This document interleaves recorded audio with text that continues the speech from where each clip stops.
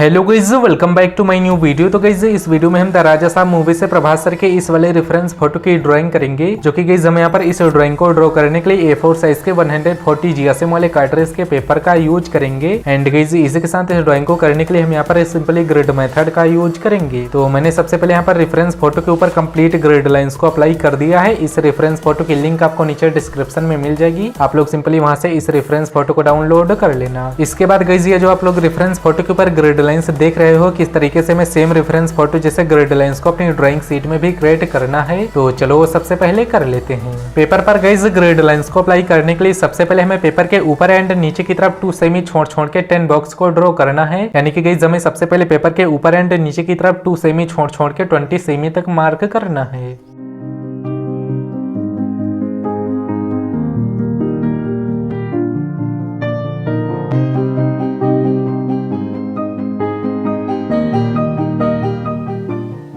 इसके बाद guys paper के इन दोनों साइड्स में हमें 2 सेमी छोड़ के 28 सेमी तक मार्क कर लेना है।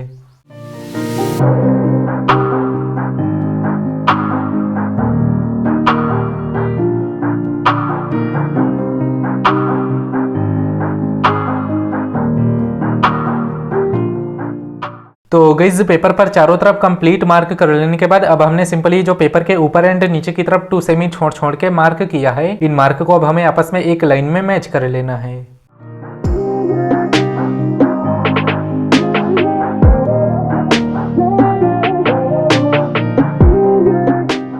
इसके बाद यही सेम चीज आपको पेपर के अपोजिट साइड में भी कर लेना है।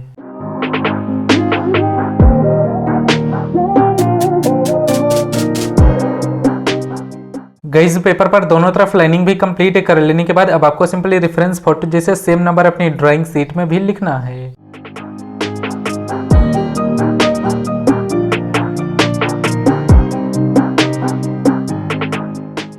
गाइस हमने यहाँ पर रेफरेंस फोटो जैसे सेम ग्रिड लाइंस को अपनी ड्राइंग शीट में अप्लाई कर दिया है। इसके बाद अब मैं सिंपली यहाँ पर पेपर के ऊपर की तरफ से 3 नंबर बॉक्स से एंड ऊपर से नीचे की तरफ से 5 नंबर बॉक्स से इस ड्राइंग को स्टार्ट कर रहा हूँ।